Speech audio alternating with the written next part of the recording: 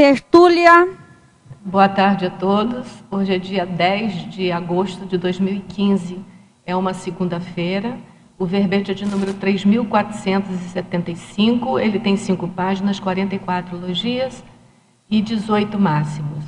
O tema, assessor jurídico para diplomata, foi elaborado segundo a especialidade para diplomaciologia e quem redigiu o verbete já é a veterana Lani Galdino. A Lani Fares Galdino, ela é graduada em Direito e Ciências Contábeis, pós-graduada em Gestão Contábil, Econômica, Financeira e Direito Tributário, brasileira, natural de Novo Aripuanã, Amazonas, voluntária da Conscienciologia desde outubro de 2004, docente em Conscienciologia desde fevereiro de 2006 e tenepsista desde julho de 2007. O assessor jurídico para diplomata é a Consim Homem Mulher, graduada em Direito, voluntária de instituição conscienciocêntrica, responsável pela mediação das contendas institucionais e dos voluntários, utilizando-se das normas legais intrafísicas, ampliadas pela aplicação do paradigma consciencial, na busca de solução cosmoética. Na pensenologia, nós destacamos o holopensene pessoal para diplomático, o holopensene pessoal para jurídico, o holopensene da organização somática, energética e pensênica, desassediadora do trabalho, de assessoria jurídica. O desfazimento do holopensene rígido em prol da mediação cosmovisiológica. Na fatologia, a descensão cosmoética do advogado ao trabalhar em assessoria jurídica de IC sem fins lucrativos. A inclusão do paradigma consciencial ao modus operandi da advocacia da SOCIM. A reciclagem do mau hábito de o advogado querer tirar vantagem em tudo. A oportunidade de limpar as posturas argumentativas manipuladoras de retrovidas. A esquiva advocatícia ante a necessidade interassistencial.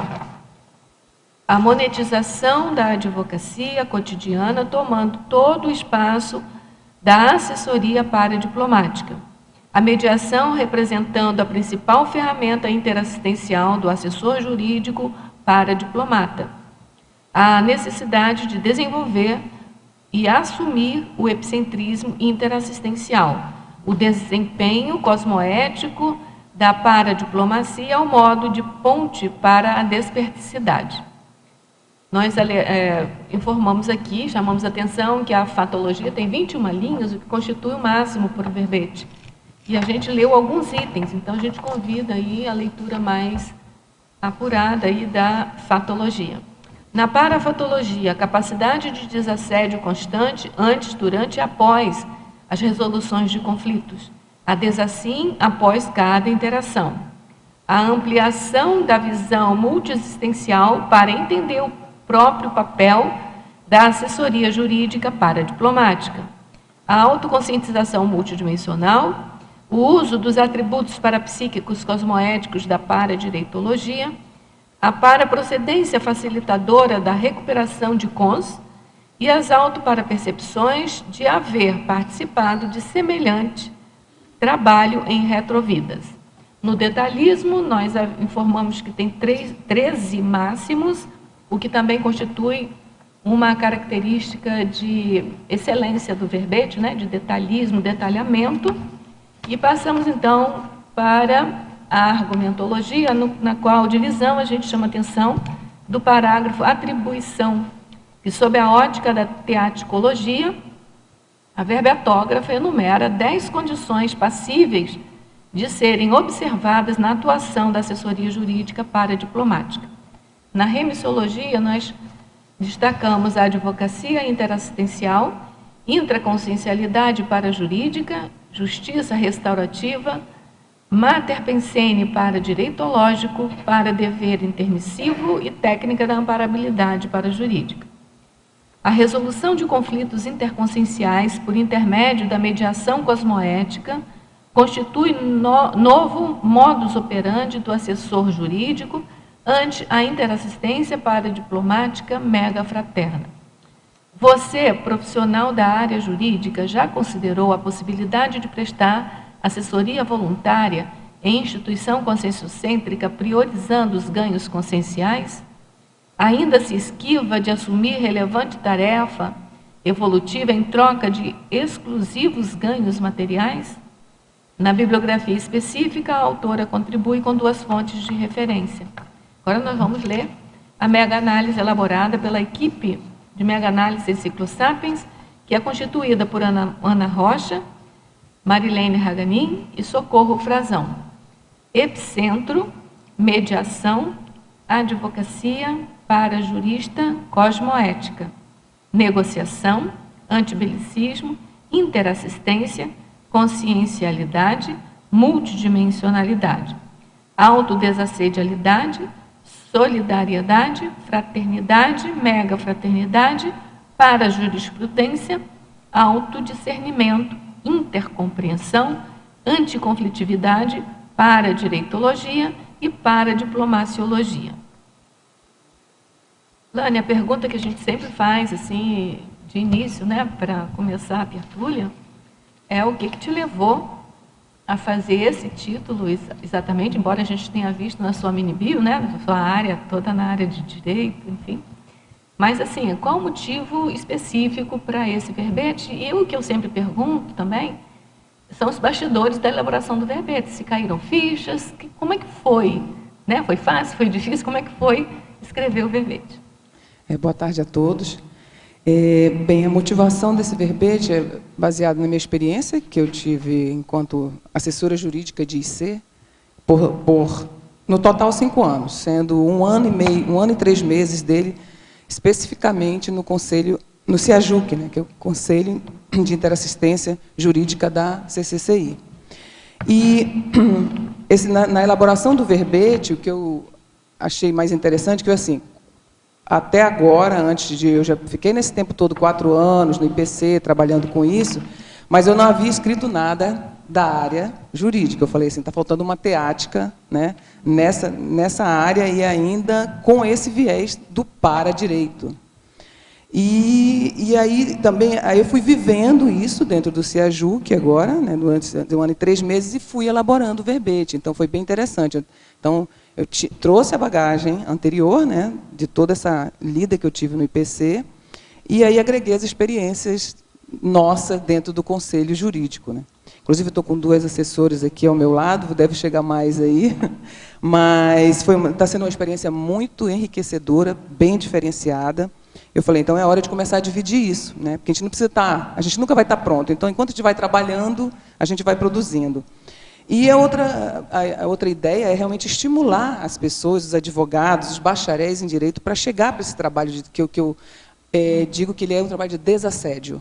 Então, assim, não precisa a pessoa ser a mais qualificada, a maior autoridade em determinado assunto para estar nesse trabalho de desassédio dentro do CIAJUC, né? Ou o trabalho dentro de IC, porque aqui é focado no assessor jurídico, então ele pode estar com esse papel em qualquer lugar. E também, eu fico lembrando aqui que é uma grande reivindicação do professor Valdo, que ele falava toda hora, nós temos 50 advogados na CCCI, e esse povo precisa chegar para trabalhar, que não sei o quê, parará, e falava demais na cabeça da gente. Então, como eu estou à frente desse trabalho lá do CIAJUC, eu vejo o quanto que é necessário o trabalho dessas pessoas qualificadas, porque a gente tem que ter muita gente boa, muito especialista, em muitas áreas, e a gente está crescendo demais aqui na Conscienciologia, né? Nós estamos tendo uma inserção muito grande na SOCIM, né, na política, enfim, em vários setores que a gente precisa de pessoas qualificadas à frente desse trabalho. Então, isso é, na realidade, um chamamento, né? É uma divisão de experiências, dificuldades que a gente encontra nesse trabalho, as facilidades que a gente tem também, os ganhos evolutivos que a gente pode ter, que eu vou tentar falar aqui nesse verbete. E também tentar mostrar a mudança de paradigma que a gente tem que ter quando a gente trabalha exerce um voluntariado nessa área. Então, assim, alguns cacoetes, algumas bocas tortas que a gente traz, né, da profissão do advogado, e que precisam ser recicladas, digamos assim, né, amenizadas, usando o que eu chamo que é o paradigma, que é você ter uma visão energética, multidimensional, né, a trazer também a questão de outras vidas. O que você tem? Por que você está sendo ainda nessa vida advogado, né? Por que você precisa lidar ainda com essa questão do direito? E aproveitar tudo isso aí para limpar, né? Botar um ponto positivo na nossa ficha evolutiva e realmente caminhar aí mais, trilhar esse caminho cosmoético e mais de forma aliviada. Ou seja, se eu fiz coisa errada em outras vidas, agora é a chance de consertar. Então, é essa a motivação. E escrever esse verbete foi muito prazeroso, porque está sendo, né, no caminho que eu estou trilhando dentro do Conselho Jurídico da Conscienciologia. Ótimo. A verbetógrafa é a professora Lani. Na Estrangeirismologia, página 20, segunda linha, quais as suas dicas para a evitação do overacting na assistência e também a eliminação da Schadenfreude para os colegas menos experientes? Bem, a questão do overacting, eu acho que é assim, pelo que eu vejo, né, na minha experiência, é que às vezes a gente vem com muito arrojo, chega, não, vamos resolver de determinada forma, como se estivesse ainda pensando só intrafisicamente. Então, assim, quando você age assim, há uma chance muito grande de você errar na mão e fazer as coisas de forma impensada, e o resultado não vai ser o mais assistencial, não vai ser o melhor para todos. Então, assim, você sempre ter, primeiro, em assessoria jurídica, dentro de IC, pode ser que você esteja sozinho nesse trabalho, dentro de uma IC, mas não pode esquecer que nós temos vários colegas na CCCI que estão dentro do Holopensene da assistência jurídica, usando o paradireito. Hoje em dia nós temos uma instituição só de paradireito, que é a Juriscões, e ainda dá para lançar mão do trabalho do CEAJUC, né, que está ali disponível para atender todo mundo, que é um conselho da conscienciologia como um todo. Então, às vezes, você acha que aquela solução é a mais correta e você vai com muito afã e você pode errar na dose. Então, sempre ter uma segunda opinião, sempre estar junto com os colegas, para poder você ter uma decisão mais acertada. E essa questão da eliminação do Schadenfreude com os colegas menos experientes, isso aqui seria aquela questão da satisfação malévola. Então, né, aquela coisa de você achar que o outro é incompetente, ou então que ele é muito bobinho. Então, assim, eu vejo que todo mundo está se esforçando para ajudar. Então, a melhor postura, na minha ótica, é ajudar. Então, assim, se a pessoa está errando, se a pessoa tem uma atitude imatura, não é querer ser poliana, né? É você chegar e falar assim, ó, precisa de ajuda? Tentar chegar perto, ajudar, interagir. Então, assim, você evita esse tipo de postura. Eu acho que é muito lamentável a pessoa que quer se vangloriar, né, diante da desgraça alheia, digamos assim. É anticonscienciológico. Anticonscienciológico. É anticonsciencial, exatamente. Na fatologia, página 20, terceira linha, como realizar a reciclagem do mau hábito do advogado, querer tirar vantagem em tudo? Como que surgiu este mau hábito entre os advogados? Bem, isso aí já é o que a gente vê de experiência. O que eu coloquei aqui é a questão do advogado que trabalha na SOCIM com aquele focado, principalmente, nos holofotes e no ganho financeiro. Então, o que acontece? A pessoa chegou na conscienciologia, mas ainda não entendeu muito bem a questão do paradigma, que é principalmente você ampliar toda essa sua visão, né, ter uma visão cosmovisiológica, onde você tem que ver o melhor para todos. E não dá, aqui na conscienciologia, todo o estrelismo ou a necessidade de holofotes vai ser abafada. Por quê? Porque aqui são as soluções para que a consciência saia melhor assistida e, na maioria das vezes, é silenciosa. Então, uma pessoa que chega para pedir uma ajuda da gente, enquanto assessor jurídico, ela quer que você seja o mais discreto possível, né, que você o atenda ou a atenda de uma forma eficiente, né, e que aquilo não vá cair na boca de todo mundo. Então, na maioria dos casos, dos atendimentos que a gente faz, ninguém fica sabendo. Então, o trabalho é anônimo. É aquele trabalho, como digamos assim, do serenão, né? Então, você assiste, ninguém precisa ficar sabendo. Então, assim, e outra coisa, ele é gratuito. Então, assim, não dá para tirar nem vantagem financeira e nem vantagem consciencial. Porque quando você está ajudando alguém, o maior assistido é você. Então, você tem que tirar o ganho evolutivo dessa ajuda, porque você está ajudando e você está aprendendo um monte com aquela postura. Então, não dá para tirar, não tem como tirar vantagem. Então, você tem que fazer o quê? Tentar tirar, se você quiser alguma vantagem, é um ganho evolutivo a partir da reciclagem de estar trabalhando com aquele assunto. Entendeu? Então, tirar vantagem nessa reciclagem. É, né? A reciclagem que você tem. Entendeu? Mas é um esforço íntimo. É, né? Que aí cai na questão da descensão cosmoética, que eu ponho aqui no primeiro tópico. Então, para trabalhar em instituição sem fins lucrativos, ajudando as pessoas, é voluntariado, é predisposição, é abertismo, é ajuda, é fraternismo. Então, vamos esquecer essa questão da vantagem aí. Uhum. Ainda na patologia, final da 12ª linha, por que existe a esquiva advocatícia ante a necessidade interassistencial? A pessoa pergunta por que existe? Você tem um item que fala, a esquiva advocatícia, e a pessoa pergunta por que existe isso? Bem, eu penso que aquela pessoa que eu pensei, quando eu coloquei aqui, pela minha experiência, é a pessoa que tem aquela bagagem fantástica em determinada área, que a gente fala assim, nossa, essa pessoa seria excelente para ajudar a gente em determinada linha ali do nosso conselho, por exemplo. E a pessoa não chega, não vem, não tem a pegada, escorrega, é lisa, como eu digo. Então, assim, a gente vê que a pessoa tem tudo para ajudar e ela fraqueja frente a uma oportunidade interassistencial. Entendeu? Então, a gente fala... Aí, às vezes, a pessoa fala, Lani, mas você falou com fulano de tal? A pessoa é tão boa, eu digo, ela é ótima, mas ela não chega para trabalhar. Ela ainda não entendeu essa importância de fazer assistência. Entendeu? Então, é isso que eu coloquei aqui, essa esquiva advocatícia. Tem gente muito boa? Tem, mas cadê? Cadê chegar para ajudar, entendeu? Cadê a assistência? A gente sente falta disso. Então, eu abordo de um lado, abordo de outro, e vou, mas não, às vezes não cola. Mas a gente tem esperança que uma hora chegue, né? Eu acho que essa esquiva, mais no sentido de que o profissional está interessado no ganho financeiro e não quer saber de assistencialismo. Eu acho que é mais esse lado, não é? Eu tenho um item em algum lugar aqui da patologia que eu falo disso. A priorização exclusiva do ganho financeiro em detrimento de uma oportunidade assistencial. Mas o que eu penso? Tá bom, às vezes a pessoa fala assim, meu time agora é isso, é pé de meia, tá certo. Mas ela chegou na Conscienciologia, ela chegou com esse gabarito. Então, assim, às vezes eu tiro por mim, quando eu cheguei na Conscienciologia, o meu curso de Direito é uma das coisas que eu falo para as pessoas mais próximas. Eu já tinha uma outra formação, então eu não usei o curso de Direito para advogar, para ter meu sustento financeiro com isso.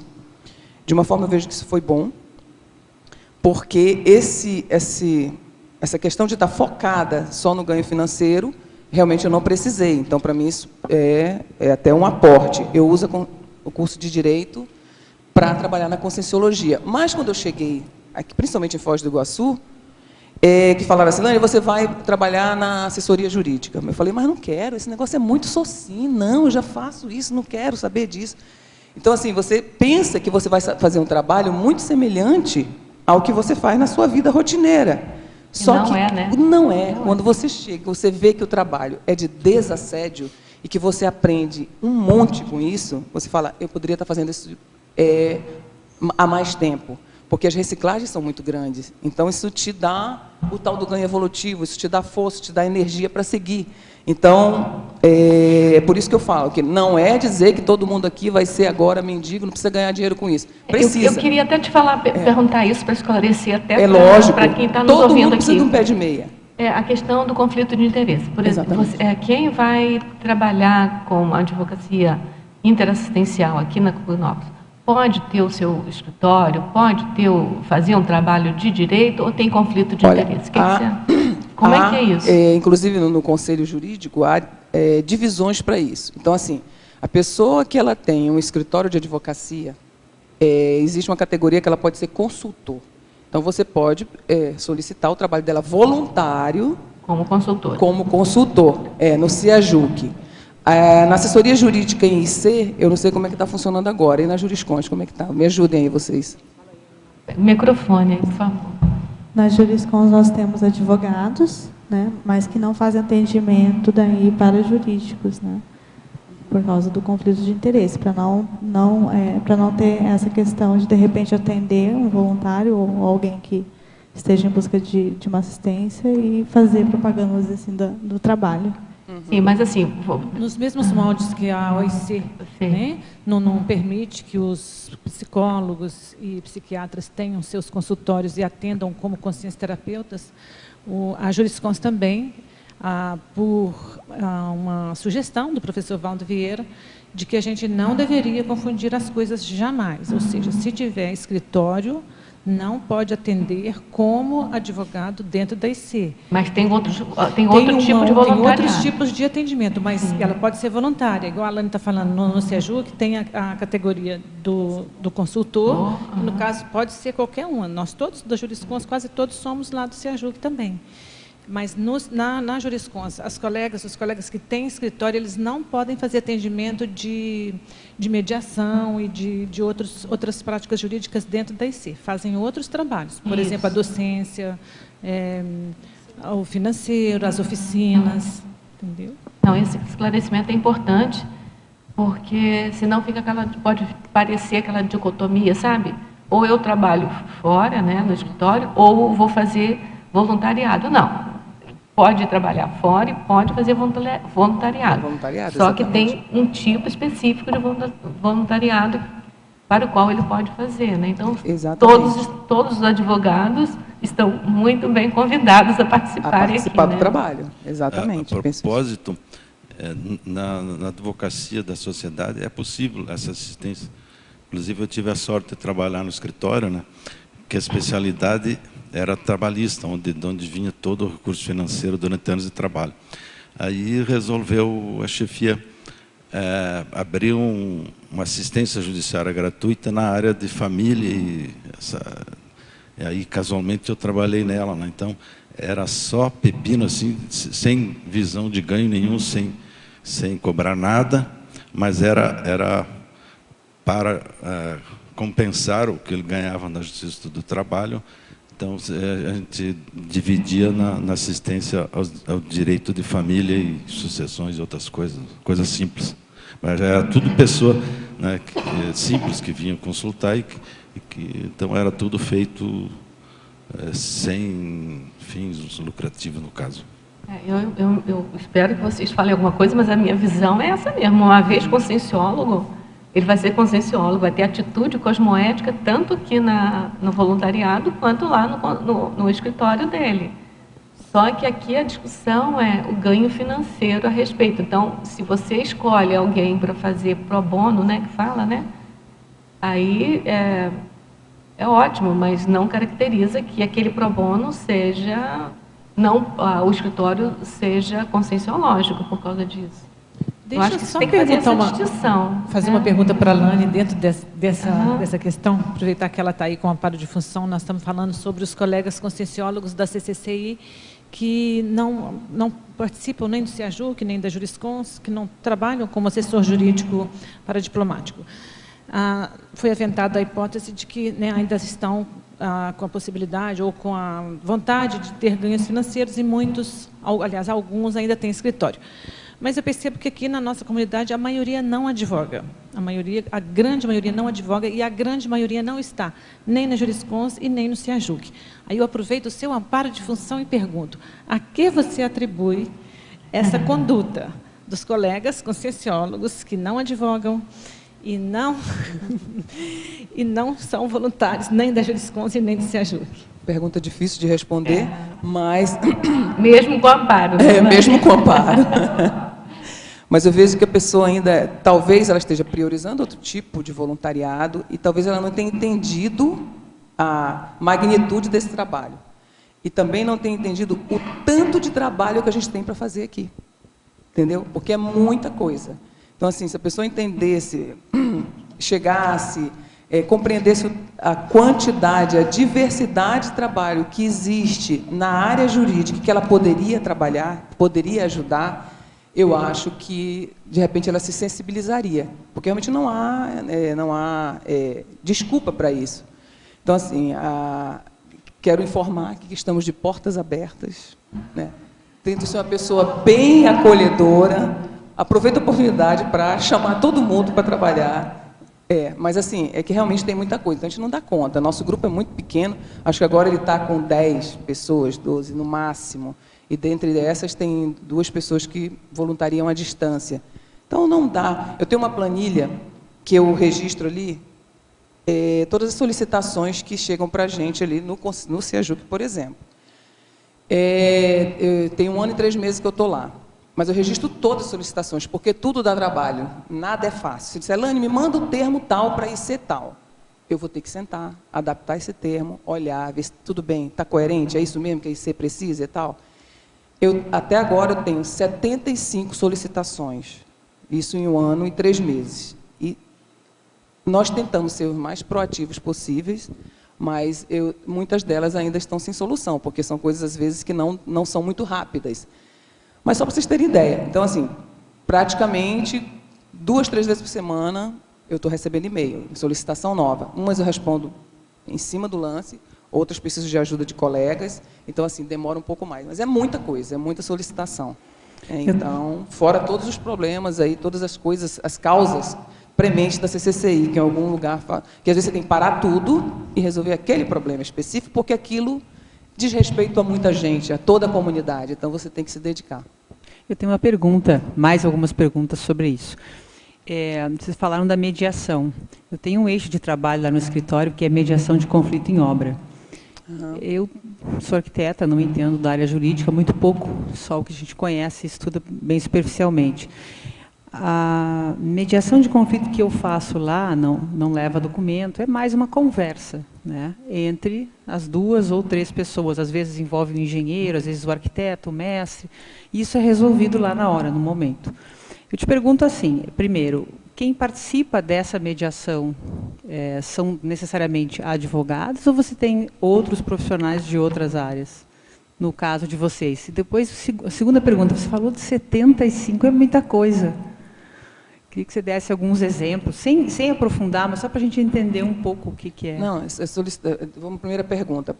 Da mediação, você fala. Da mediação, né? Os profissionais. Então, assim, lá dentro do conselho do CEAJUC, nós usamos as pessoas que estão conosco ali, os advogados. Se nós precisarmos, que ainda não aconteceu, consultoria, né? De consultorias externas de outras áreas para resolver o problema, vamos lançar mão também, tá? Então, é assim que funciona. Nós temos, inclusive, na jurisprudência, as meninas querem falar, eu acho que vocês têm algum atendimento sobre mediação de conflitos? Vocês têm um trabalho assim? Cris, quer falar, Cris? Não, ainda na Jurisconde nós não temos esse serviço de mediação para direitológica, mas está sendo formado um grupo para trabalhar especificamente com isso. Inclusive está sendo elaborado já tem uma primeira versão de um curso relacionado à mediação para direitológica, que tem como professores, docentes, pessoas que já são mediadores na SOCIM, tá? Que já atuam como mediadores na SOCIM. E nem todos eles são advogados, porque a atividade da mediação na SOCIM não necessariamente precisa ser feita por advogados, tá? O que se pede, né, é que a pessoa tenha um curso de formação em mediação de conflitos. Várias instituições oferecem esse tipo de formação. Existe a formação específica em mediação judicial, que aí a pessoa ela vai atuar com mediação junto com o Poder Judiciário, né? Então, agora, o novo Código de Processo Civil já colocou a mediação como uma fase pré-processual, ou seja, obrigatória a partir do ano que vem. E aí, Ilane, você me permite fazer um jabá aqui? Por favor. Eu tenho um jabá aqui na manga, mas pode fazer aí. Então, tá. E aí eu queria convidar todas as pessoas que estejam interessadas, no dia 13 agora de agosto, quinta-feira, vai haver um ciclo de palestras em mediação de conflitos, tá? Com profissionais da área de mediação e com desembargadores. Então, nós vamos estar trazendo desembargadores do Rio Grande do Sul, do Paraná, pessoas com bastante experiência nessa área de mediação de conflitos ou métodos alternativos de solução de conflitos, como, por exemplo, a arbitragem também. Esse ciclo de palestras vai estar sendo feito em parceria com a OAB e é destinado a todo o público. Tá? Nós vamos falar de aspectos legais, não para direitológico, mas é uma atividade ligada à população em geral, em que vai ser feito vários esclarecimentos das vantagens, do que é a mediação de conflitos, entendeu? Como isso pode melhorar as relações interconscienciais e por aí vai. Então, para mais informações, podem ser feitas no CAEC, ou quem quiser fazer a inscrição na hora, lá na OAB, aqui em Foz do Iguaçu, fica no prédio ali na rua, né, da Justiça Federal, é super bem-vindo. Tá? Então, se vocês quiserem mais informações, participem aí do ciclo de palestras. Muito bom. Então, Fabiana, mas falando da segunda pergunta sua, como eu falei, de toda origem, desde a questão de um termo, precisa de um termo, precisa que a gente veja alguma coisa de legalização, imposto, algo relacionado. Inclusive, eu estou agora essa fase de fazer uma checagem em todas as ICs para a gente ver como que anda, a quantas anda a questão da legalização das ICs, para a gente ficar com uma visão de conjunto, né, do Conselho. Até aquelas questões, por exemplo, do Porto Seco, que houve uma época dessa. Então, isso aí, causas trabalhistas que tem dentro da casa mesmo. Então, já tivemos causas trabalhistas aqui com voluntários em relação às ICs. Enfim, é um mundo de demandas, tudo que você imaginar, além das consultas que as pessoas chegam para a gente, questões pessoais, né, que chegam, a gente fala assim, a gente pode te orientar com relação a isso, mas não é o foco, porque aqui é para voluntários, né? Questão do parecer para estrangeiros, a gente teve que fazer a solicitação do professor Valdo, que ele queria uma bandeira da ONU, aqui na Conscienciologia, no CAEC. Então, em 5 dias, tivemos que construir um parecer. Então, é assim, é uma coisa louca, corrida. Então, assim, assim, eu não tinha a menor ideia que era assim, mas tudo bem. Obrigada. Mas é bem interessante, um trabalho bem interessante. Então, ou seja, tem vaga para todo mundo contribuir, entendeu? Tem vaga. Ainda há vagas. Eu só queria complementar uma informação para a Fabiana. Você vê o verbete Justiça Restaurativa, tá? Que fala sobre isso, que é da Ana Araújo, que fala muito do círculo mediação. Bom, agora, seguindo aqui as perguntas, uma outra pergunta, só para você ter ideia do Schadenfreude, perguntaram de novo, se você quiser fazer uma síntese. Tá, então, esse Schadenfreude é a questão da satisfação malévola, digamos assim, que eu falo aqui. Você precisa eliminar essa postura de ter satisfação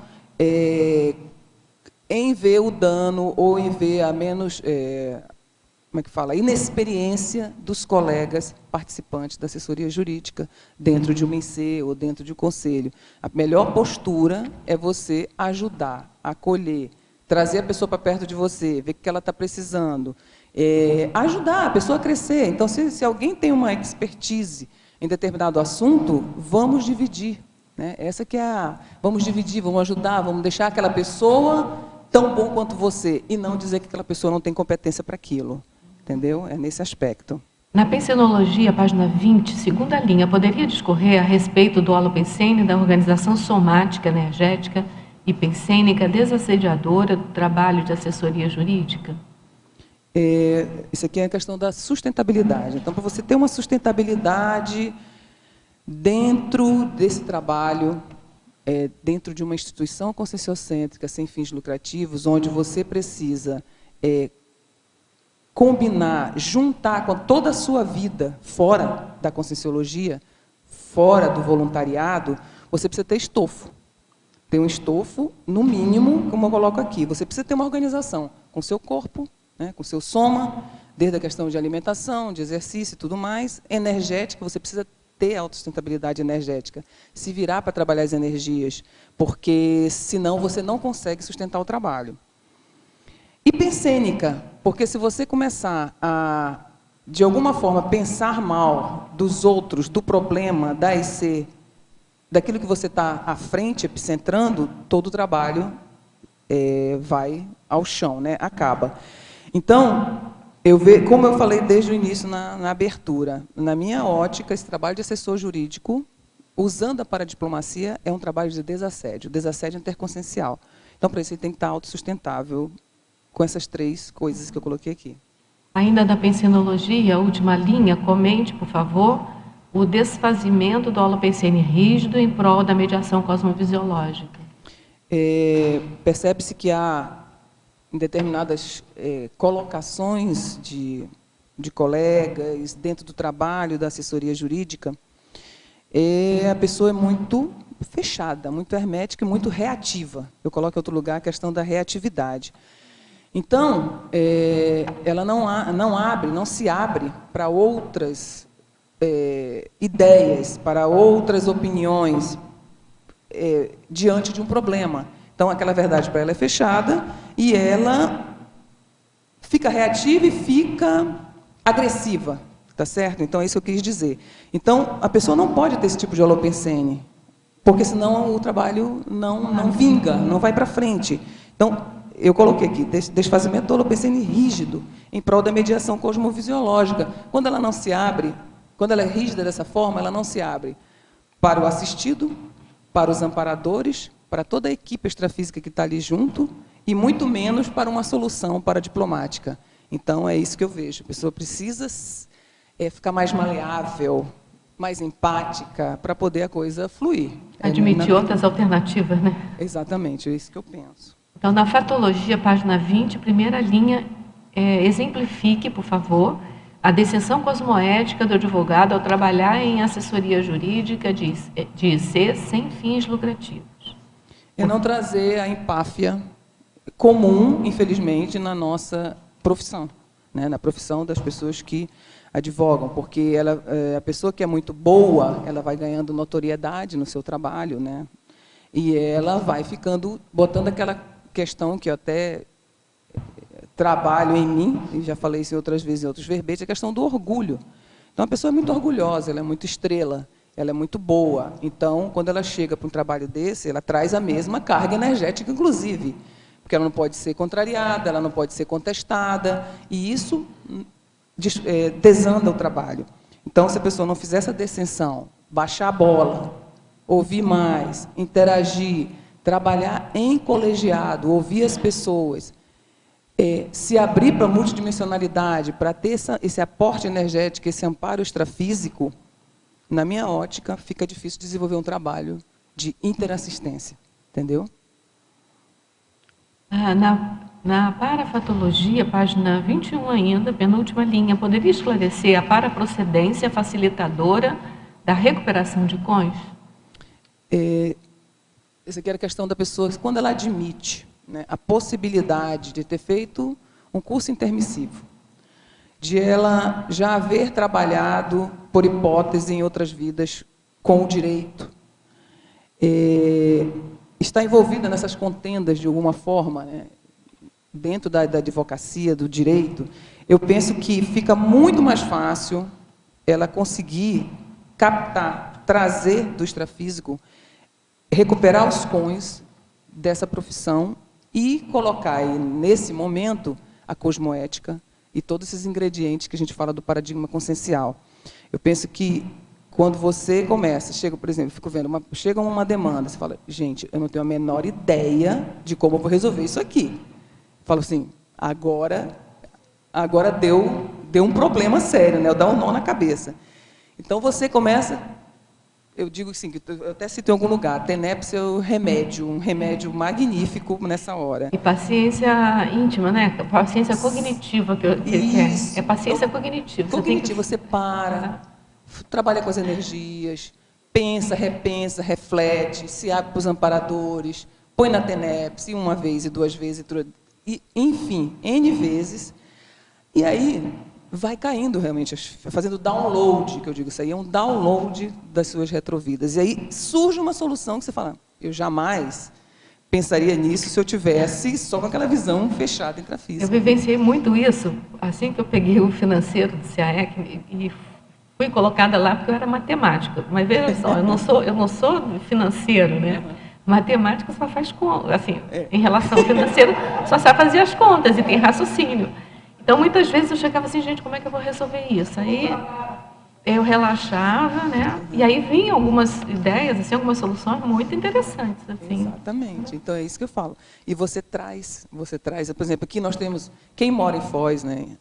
Tem esse mar de dinâmicas aqui, tem dinâmica para todos os gostos. E a dinâmica eu vejo que, para mim, serviu como uma ferramenta autodesassediadora, fantástica, e também para eu descobrir vários trafores que eu nem imaginava que tinha, justamente nos campos que se formam numa dinâmica, nos campos energéticos e parapsíquicos. Então, acho que cai muita ficha, e aí dá para você colher essas informações aí da paraprocedência. Na binomiologia, página 22, primeira linha, poderia falar acerca do binômio demandas insolúveis de assédios cronicificados? Binomiologia. Eu penso, a gente tenta ser, dentro do nosso trabalho de assessoria jurídica, pelo menos no meu caso, o mais proativo e resolutivo possível. Porque se a pessoa traz uma demanda, na minha ótica, ela tem urgência com aquilo. E é sempre uma coisa crítica. Então, assim, tem que ter um trabalho que foi demandado para você fazer dentro de uma IC ou dentro do conselho, enfim. Aquilo é uma coisa urgente e crítica. Se você fica postergando, vai assediando a pessoa, o entorno, a própria responsável que recebeu a demanda também, porque aquilo, ó, eu tenho 10 coisas para fazer, mas aquela primeira que veio há um mês ainda está lá pendente. E aquilo vai se tornando um ciclo de assédio. Então, na minha ótica, eu penso assim, chegou o trabalho, eu vou dar o máximo para resolver isso aqui e tirar, e desassediar. Eu digo, dou aquele tique azul, falo assim, vamos para o próximo, vamos para o próximo. E uma coisa que é interessante falar, que os pedidos, as solicitações na CCCI, se você for uma pessoa proativa, você consegue resolvê-los e liberar sua cabeça para outras coisas, porque são meio pontuais. Então, chega aquele pedido. Se você tem uma organização, uma agenda para resolver, você resolve, ufa, respirei, espero o próximo. Às vezes o próximo demora um mês, às vezes está no dia seguinte, mas não se assediar com aquilo. E também não enrolar para responder, entendeu? Então, assim, isso que eu penso. Então, demandas insolúveis, para mim, é um assédio cronicificado. Em polinomiologia, página 22, poderia detalhar o polinômio demanda, debate, mediação e resolução? É o trabalho que a gente faz, que a gente tenta fazer, né? Chega a demanda, trazemos para debate, para todos os interessados, né? Tentamos trazer o máximo de pessoas possíveis para ajudar a resolver. Vem a terceira fase, que é a questão de como que a gente vai resolver isso, né? Chama a pessoa, conversa, media, conversa com os colegas, faz todo aquele trabalho de mediação para ver qual seria a melhor solução. E, enfim, traz aquela resolução que a gente fala, a mais cosmoética e a melhor para todos. Então, para mim, é um polinômio, né? Chega a demanda, você debate, aprofunda, vê o que você pode fazer e que solução dá para aquilo, né? Faz as mediações que são necessárias e dá a solução para o caso. Na maniologia, página 22, gostaria que comentasse a mania de se fingir de morto até alguém resolver a demanda. Isso aí é bem comum. Então, chega o pedido e a pessoa faz de conta que não é com ela. E por isso que é bom, eu falo em algum lugar que precisa ter líderes e epicentros nos trabalhos. Então, assim, de alguma forma, alguém vai resolver isso. Porque o que a gente tenta trabalhar é com prazos, com organização e com prazos. Então, se chega um trabalho, a gente fala, gente, ó, em tanto tempo vamos tentar resolver isso aqui, vamos. Então, a gente tenta achar uma pessoa para ajudar. A pessoa não ajuda. Então, tem horas que eu falo assim, se ninguém resolver, eu vou resolver esse negócio, porque a bomba está na minha mão, né? A demanda está na minha mão, no caso, eu sou epicentro, então eu vou resolver esse negócio. Então, assim, a gente vê que muitas vezes a pessoa se finge de morto, porque sabe que em alguma hora vai resolver. A gente tenta, chama, né? Acolhe, mas se você deixar, vai virar, se você não resolver, vai virar esse assédio cronicificado aqui. Então, existe essa postura ainda, infelizmente. Na atribuição, página 23, favor comentar os itens 4, conciliação, e 8, reciclagem. Conciliação. A conciliação cosmoética servindo de base à assessoria jurídica em C. É o caso de você realmente tentar fazer a união de interesses entre as partes, né? Você chegar e ver qual é o problema, quais seriam as soluções possíveis e conciliar, tentar confluir tudo aquilo que seria necessário para resolver aquele problema. Então, eu vejo que a base é conciliação. Se for para o embate, para o enfrentamento, não anda, não sai, a coisa não sai. Então, você tem que usar todas as ferramentas conciliatórias para resolver. Na minha experiência até agora, que eu te falei dos 5 anos, tem funcionado assim. Todas as vezes que foi tentado de outra forma, não deu muito certo. Então, eu vejo que a base é a conciliação cosmoética. Então, você usa todas as nossas ferramentas que a gente tem aí do nosso paradigma consciencial para chegar nessa conciliação cosmoética, que seja o melhor para todos e que as partes saiam, né, devidamente satisfeitas. Qual foi o outro? Reciclagem. Reciclagem. A identificação e reciclagem do traço da arrogância implícita ou explícita em advogados da SOCIM patológica para atuar o modo de assessor jurídico para diplomata. Já falamos um pouquinho a respeito disso. Eu vejo que essa reciclagem acontece durante o trabalho, quando a pessoa vai enfrentando as causas, tendo aquele abertismo e vendo que aquilo vai ser, aquela solução, aquela interação ela vai tirar muito proveito e ela vai ainda conseguir enxergar nela alguns traços, às vezes, da pessoa que ela atende, da demanda que ela foi chamada para atender. Ela vai ver assim, mas eu não gosto disso. Mas tá, por quê? O que me incomoda nisso aí? Então, isso serve para ela reciclar os próprios traços, entendeu? Então, eu penso que todo o trabalho que a gente faz é de desassédio, como eu já falei, e a cada interação você vai aprendendo um pouquinho mais, você vai se flexibilizando, porque você vê que postura rígida, postura antipática, postura de arrogância, não resolve o caso. Então, uma hora, se você realmente está interessado em continuar nesse trabalho de voluntariado, você vai precisar reciclar alguns traços. E, com isso, o ganho é só seu, é ganho evolutivo. Poderia comentar a frase enfática? Resolução de conflitos interconscienciais por intermédio da mediação cosmoética constitui novo modus operandi do assessor jurídico ante a interassistência paradiplomática megafraterna.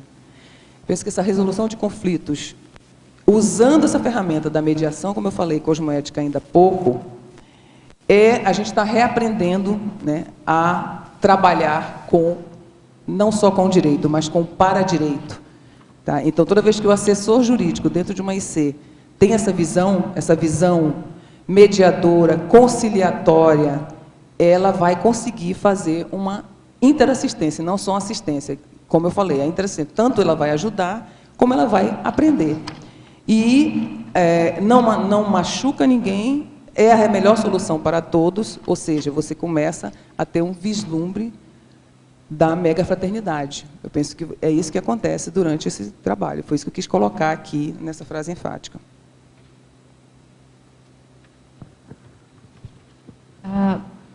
Na codigologia, página 21, quarta linha, poderia diferenciar o Código de Valores Pessoais do Código de Paravalores Pessoais? Código... Penúltimo. Código de Valores Pessoais, Código de Paravalores Pessoais. A diferenciação entre aquilo que você tem como valores para você, às vezes os valores não estão refinados, né? Tem valor, mas a visão é intrafísica. Então, quando você começa a trabalhar aplicando o paradigma consciencial, aplicando a visão multidimensional, energética, multiexistencial, vendo que você não está ali por acaso, que você tem que ser assistencial com as pessoas, porque às vezes ali é uma oportunidade de reconciliação. Às vezes você não está... Aquele caso ali na sua frente é para avivar a sua memória, para você fazer diferente do que já fez em outras vidas. Então, eu vejo que quando você começa a pensar dessa forma, você começa a usar os seus paravalores. Entendeu? Então, são valores não meramente intrafísicos, mas você colocando toda essa gama aí de aporte dos valores do paradigma consciencial, entendeu? Usando essa ferramenta que é o diferencial da Conscienciologia, tá? Na tecnologia, página 21, última linha, como funciona a técnica da acabativa das contendas? É você ter a organização suficiente para iniciar uma solicitação, iniciar uma demanda e acabá-la.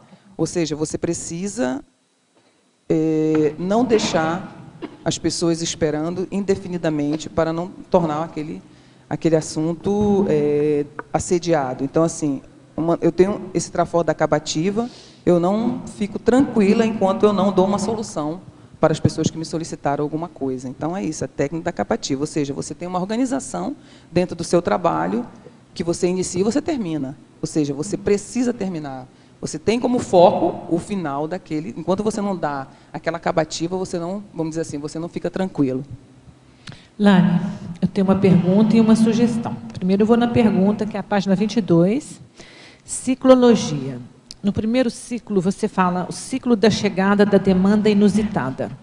Eu me lembro que no ano passado, em outubro de 2014, eu estava até do seu lado, e chegou aquela questão do Porto Seco, que foi uma demanda super inusitada. Uhum. Como é que você absorve quando chega essas demandas assim, que a gente não esperava, algo que a gente não tinha a menor noção de como resolver, algo muito complexo que envolvia todo o nosso bairro? Como é que você recebeu aquilo e como é que se resolveu? Porque, para te ser muito sincera, eu não soube como se finalizou, se houve até a revogação do decreto. A questão, quando chega uma demanda muito inusitada, eu falo assim, atualmente, né? Eu digo, como eu falei ainda agora, eu não tenho a menor noção como eu vou resolver isso. Mas, se chegou para mim, é porque eu tenho competência para fazê-lo. Nem que seja lançando mão dos meus amigos evolutivos. Então, eu pego os amigos, aí eu incluo os amigos intrafísicos e os amigos extrafísicos. Então, eu recebo com muita tranquilidade, Marlene. Eu sei que uma hora vai haver inspiração, vai chegar uma solução, eu cato, eu lanço mão de quem estiver perto de mim, eu não tenho a questão do orgulho de não pedir, eu peço bem, e em geral, eu consigo ajuda para resolver. Essa questão do Porto Seco, vou te falar que essa é uma questão ainda que não depende da gente, porque é uma questão política da cidade, né? Uma questão política que envolve prefeitura, Codefós, várias coisas. Então, o que nós fizemos? Enquanto Conscienciologia, nós fizemos um estudo da questão jurídica, juntamos todos os advogados para fazer. Eu acho que teria que falar rapidamente, assim, localizar o nosso o que é a questão? Teletertuliano. Então, assim, a questão os teletertulianos. A questão do Porto Seco é assim, houve um estudo na cidade, acho que pelo Codefós, que é o Conselho de Desenvolvimento de Foz do Iguaçu, e eles decidiram, junto com a Receita Federal, instalar um Porto Seco ao lado do CAEC, digamos assim, bem na nossa rua, aqui na Felipe Vancher. Então, nos causou surpresa, e para nós não é uma coisa que seja agradável, nada contra o desenvolvimento da cidade, mas é que a gente vê, pela experiência, que isso traz, primeiro, um fluxo enorme de caminhões e tudo mais. Aí vai começar a ter borracheiros por tudo quanto é lugar. Vai trazer o que a gente teme, trazer muita prostituição para o local, por causa de toda essa questão dos caminhoneiros e tudo mais. E um lugar que atualmente é super homeostático aqui, que é a área da Conscienciologia, que é a Cognópolis, viraria uma coisa que a gente não teria como ter controle mais. Temos um hotel na Conscienciologia, então nós estamos fazendo todo um investimento dentro de um bairro para fazer um desenvolvimento de uma cidade do conhecimento, e que nós achamos que, com a instalação do Porto Seco, isso ficaria muito confuso. Tiraria um pouco dessa homeostasia. Além daqui ser uma zona residencial, né? Exatamente. Ainda aqui é uma zona residencial muito tranquila. Até pouco tempo era uma zona rural. Então, assim, muito tranquilo, tiraria todo o sossego aqui dessa região. Então, foi isso, e aí... Tem também aquela questão do rio, né? Que vai poluir o rio também. Tem também, negócio do que é uma questão mais central, eu acho. Aí. Então, houve várias frentes aqui na Conscienciologia. A frente dos advogados para dar um parecer a respeito disso, foi feita. Houve a frente dos arquitetos, que até a Patrícia participou desse trabalho. Houve a frente política. Então, tudo que nós na época que nós pudemos fazer, nós fizemos, né? E deixamos agora na mão da Receita Federal. Fizeram então com foi costurado politicamente. Né? Com alternativas, né? Ah, sim. Então a comissão de arquitetos estudou a Receita Federal. Quando fomos lá, eles disseram assim: tá bom, vocês não querem ir lá, então estudem possibilidades. Então foi feita um estudo criterioso de alto nível pelos arquitetos, colocamos na mão do delegado da Receita Federal em Foz do Iguaçu. Ele mostrou super aberto, só que a decisão a gente vê que não depende dele, depende da diretoria em Curitiba e tudo mais. Então, no trabalho que foi feito de acompanhamento aí recente, ainda não havia solução. Ele falou que estaria tudo, assim, 90% propício para isso não acontecer. Tá? Então é isso, Marlene, voltando à questão, a gente corre, né, para poder ajudar. Nós fomos, na época, os advogados foram solicitados, todo mundo contribuiu, e fizemos o que melhor que nós, na época, deu para fazer. Qual era a outra pergunta? A sugestão, agora, se você me permitir. Claro. Na voluntariologia, você colocou, acho que tem bastante... Qual é a página? A página 21, lá embaixo.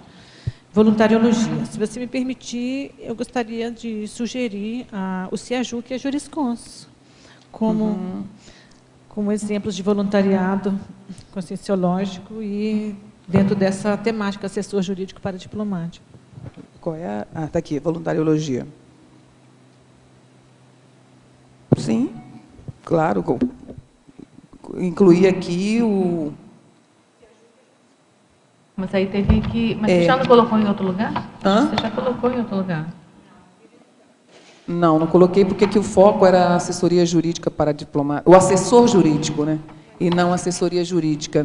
Quando eu mandei o título, a minha sugestão era assessoria jurídica. Tá? Mas como já tem o próximo verbete, que é o CIAJUC, já está. Eu tenho que correr para escrever. Então, de repente, a gente coloca lá, né? Não sei, a gente pode avaliar, Marlene. Só para pontuar, a próxima pergunta seria exatamente a mesma aí da chegada da demanda inusitada, viu? Que ela já falou. Já falei ainda há pouco, mas é isso. Então, eu vejo que quando chega a demanda inusitada, se a gente tiver um pouco de acalmia, vai chegar a solução. Nós temos aqui... Oi. Pode falar, pode falar. Não, com relação a essa pergunta, até está aqui na atribuição, na argumentologia lá, no item 10, proatividade, né? Eu acho que já responde muito isso que você está falando, né? Sim. A proatividade, né, em resolver e tal. Exatamente. Eu queria só fazer uma complementação com relação a esse assunto do Porto Seco, Sim. que eu acho que vale a pena, que só complementando que isso é uma coisa que afetaria não só o bairro Toquinópolis, é importante afetaria falar isso, a cidade, né? porque seria construído bem num local de desenvolvimento da cidade, num corredor onde a cidade tem para crescer.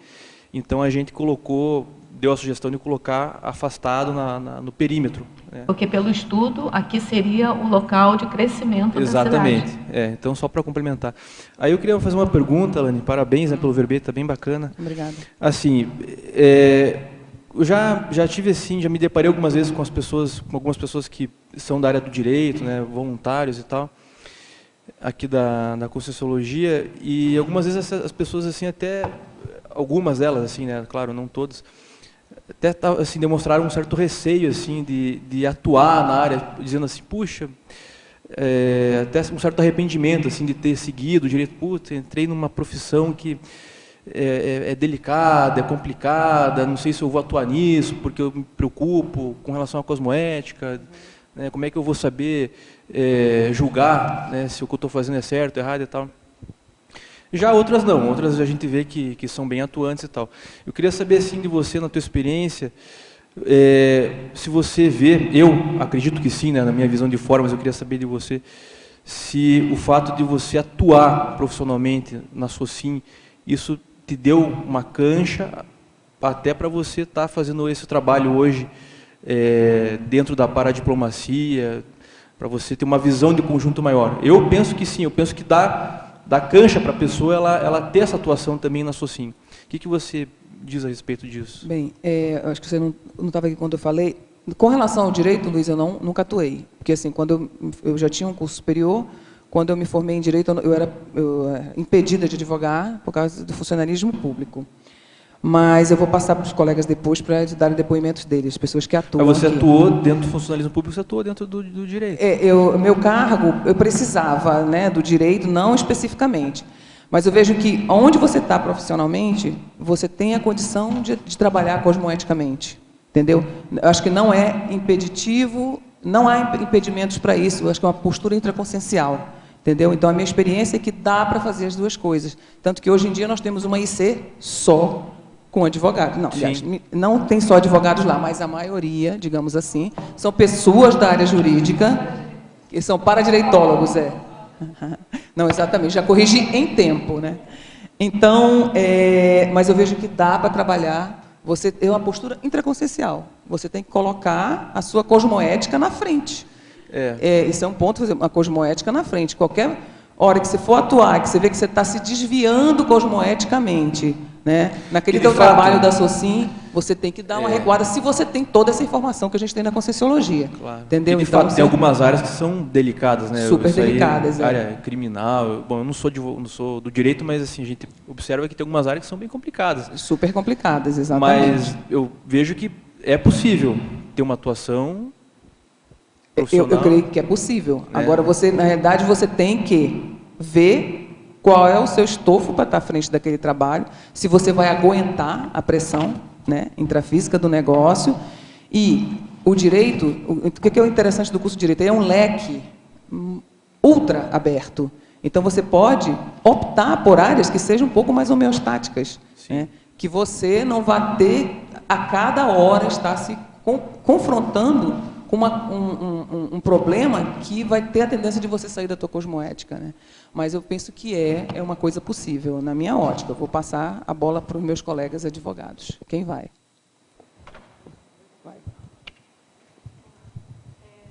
Bom, quando você já tem, né, ideias inatas, vamos dizer assim, fica um pouco mais fácil. Então, você tenta aplicar tudo aquilo que você tem como vivência pessoal, anterior a essa vida, né, de outras existências, e você vai, vamos dizer assim, vai polindo, né? Como a Lani falou, o mais complicado é você perceber que você tem manias, né? Então, eu vou dar um exemplo que aí seria meu. No caso, eu não atuo com direito criminal, mas eu já atuei em algumas situações que eram também de direito criminal, né? E para mim o mais complicado é direito de família, porque você mexe com recomposição grupocármica, né? O tempo todo. Então, você mexe com interesses, com manipulação, às vezes de criança, e você fazer uma tarefa de esclarecimento nesse ponto demanda muito tempo e muito esforço energético. E aí você tem TENEPS para te ajudar, você tem suas convicções, né, cosmoéticas para te ajudar também, para fazer o melhor trabalho possível.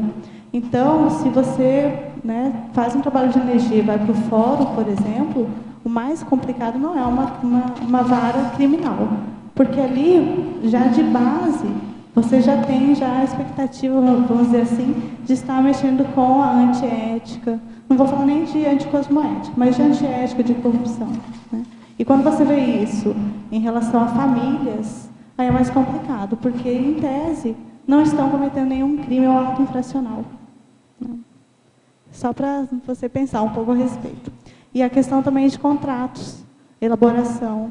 Por que isso? Porque você tem que fazer realmente uma conciliação de vontades, para evitar conflitos e evitar demandas. Então, são esses dois pontos que eu percebo assim como advogado.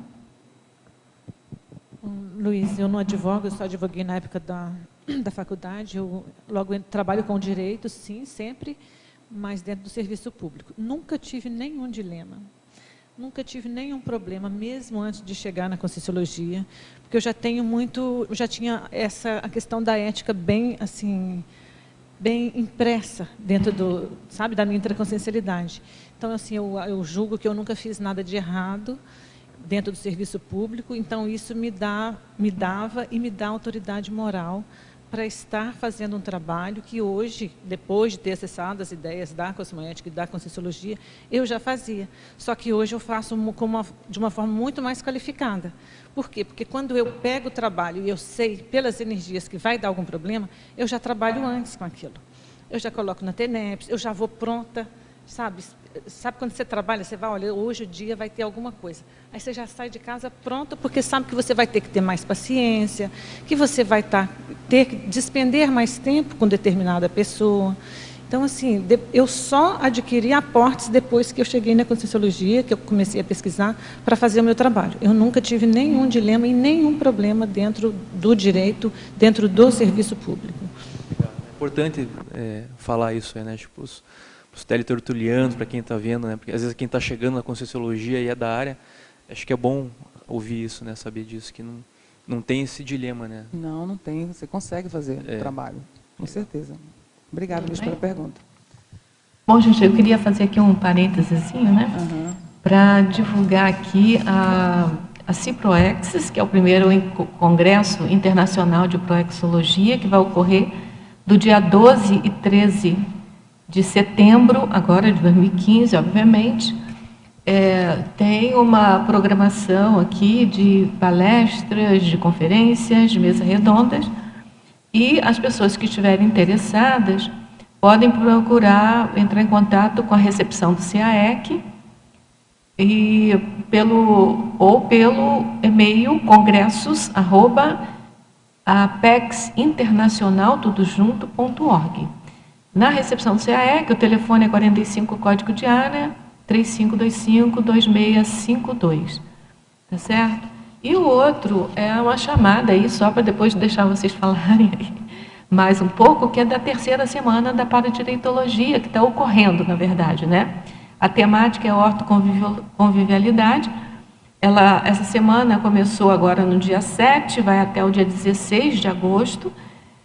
Mas eu estou vendo aqui, tem muitas atividades ainda, elas são independentes ou interdependentes, né?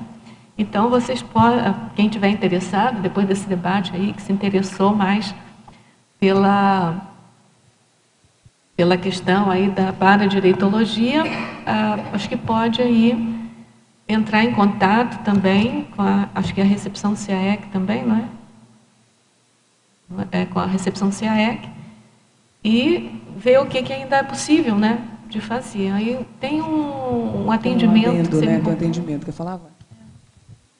Se vocês quiserem complementar, seria ótimo. Então, hoje nós temos uma oficina da zooconvivialidade, né, que inicia às 15, e vai até às 17 horas. E amanhã nós temos a ação interassistencial paradireitológica. Essa ação interassistencial é uma atividade gratuita e vai fazer, né, o atendimento tanto das pessoas da CCCI quanto da SOCIM. Tá? É importante que as pessoas que tenham interesse compareçam com antecedência. Como eu disse, é das 15 até as 17, não, até as 18, né, Lani? Tem no folder está só até as 17, mas vai até as 18 horas. Tá? E ali vão ser, então, prestadas assessorias e consultorias parajurídicas, financeiras e também do Código Pessoal de Cosmoética. Estão todos convidados. Mas alguém quer fazer jabá, não? Forçar a questão da ação interassistencial paradireitológica, que é realmente vão ser oferecidas uma série de atividades gratuitas de atendimento, né? Não vou repetir o que a Vânia falou, mas só frisando que questões de orientações jurídicas, inclusive, tá? E paradireitológicas, no sentido do Código Pessoal de Cosmoética e da consultoria parajurídica. Tá? Então, está aberto a todos, nós vamos estar lá recebendo, a Lani, inclusive, né, Lani? Vai estar lá nos ajudando, participando da equipe de atendentes. Então, fica o convite aberto a todos da CCCI. Quem quiser também convidar alguém, ou souber de alguém que precisa de um nível de aconselhamento jurídico ou parajurídico, pode aparecer por lá amanhã. E é no discernimento, né, Cris? Vai ser na Juriscons, tá? O atendimento vai ser na Juriscons, na sede da Juriscons, que fica no discernimento, né? Aqui na Felipe Vantir, 6.200, não é isso? Isso aí.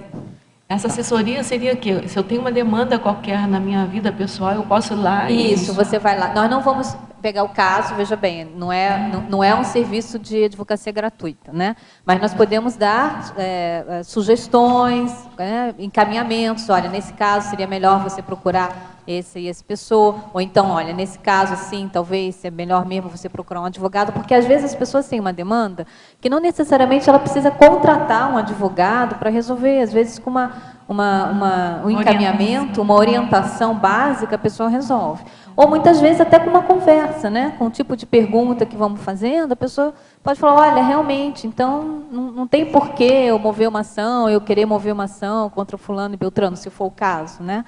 Então, é no sentido de ajudar, por isso chama ação interassistencial. Nosso objetivo é fazer assistência a partir das ideias do direito e também do para-direito. Rosa, pode ser que ninguém pergunte, então eu queria falar desse meu vislumbre cosmoético aqui na página 23, finalzinho, depois das atribuições, que é, segundo a Paradireitologia, vislumbre cosmoético, a formação do corpos jurídicos paradiplomáticos da Comunidade Conscienciológica Cosmoética Internacional. Vislumbre cosmoético a ser conquistado em prol da Max Proex grupal. O que seria isso? É justamente essa chamada geral, né, que a gente faz por conta de tudo isso que a gente falou aqui, dessas demandas, dessas necessidades, dessa multiplicidade de assuntos que a gente tem.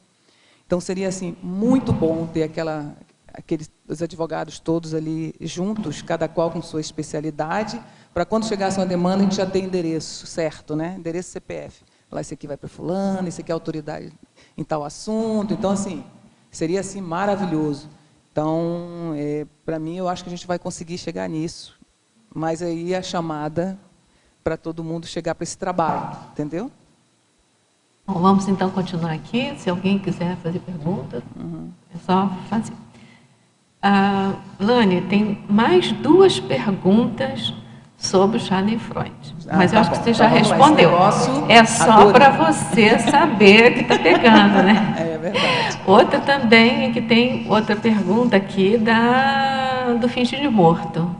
Tá bom. Se você quiser complementar alguma coisa, fique à vontade. Não, então mas assim, é só para que a você pessoa saber. às vezes acessou agora. Então, a questão do Schadenfreude, que eu não sei nem se é essa, quem é alemão aí pode me corrigir, com os colegas menos experientes, ou seja, você eliminar essa satisfação malévola, essa satisfação com o colega inexperiente, ao invés de você ter essa postura, você ajudar a acolher e fazer com que ele fique tão bom quanto você, né? Se a pessoa acha que ela é muito boa naquele assunto.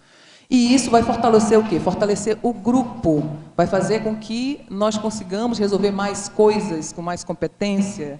Enfim, é isso, é você colocar o colega para cima e não desqualificá-lo, tá certo? É isso. Qual é a outra coisa?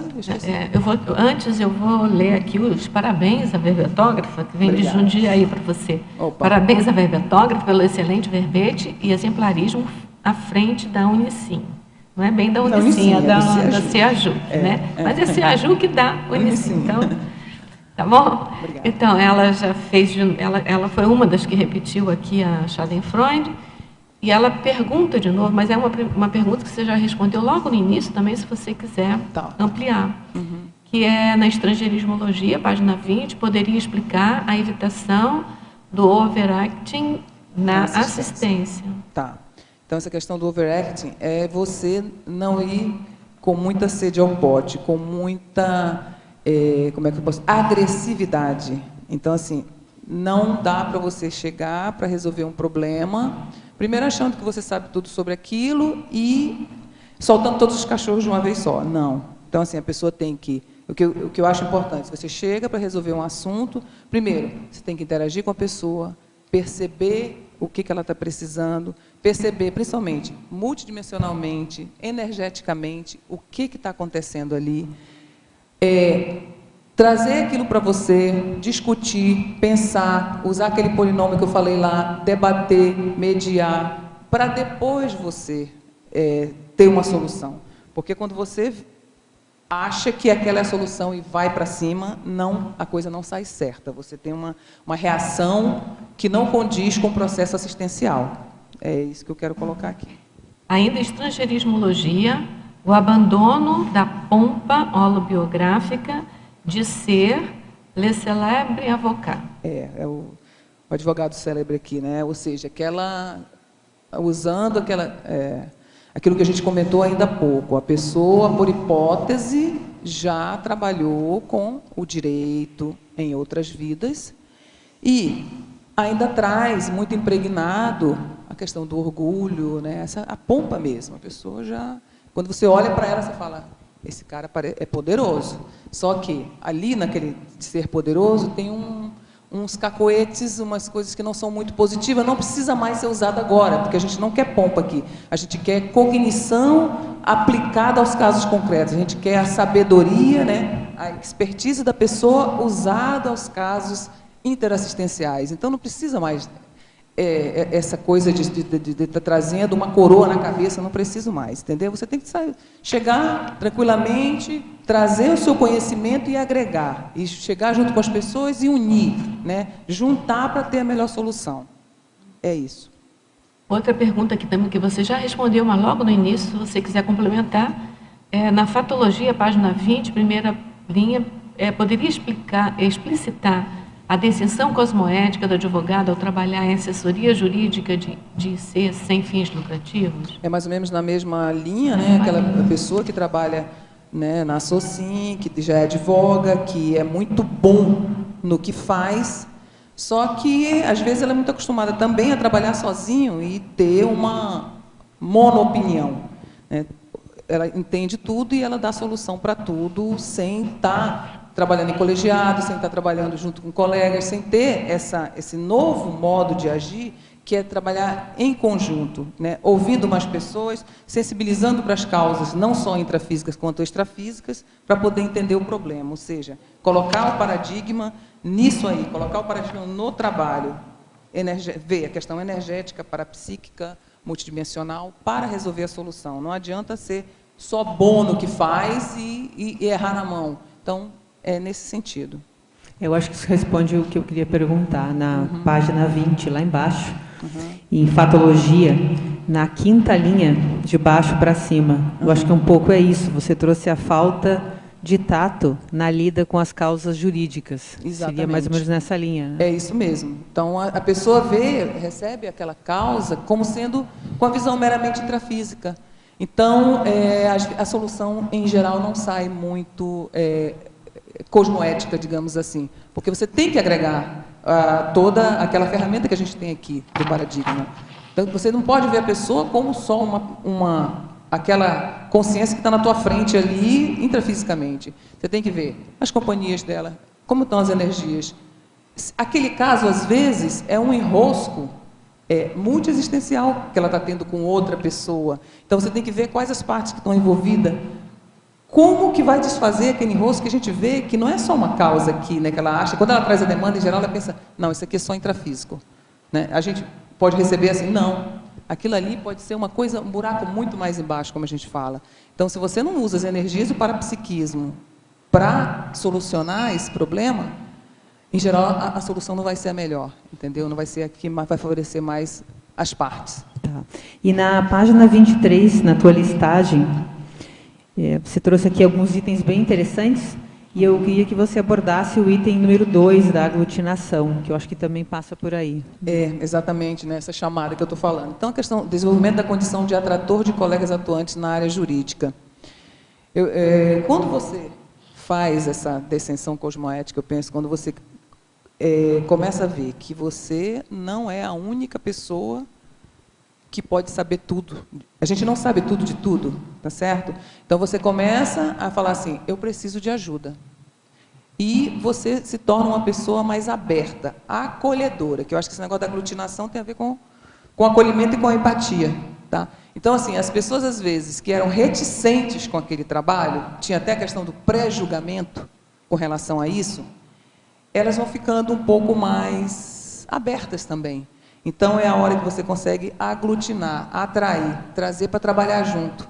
Mas isso vai partir de você, do epicentro da assessoria jurídica, entendeu? Cada um de nós, o nosso papel dentro... Isso não precisa ser...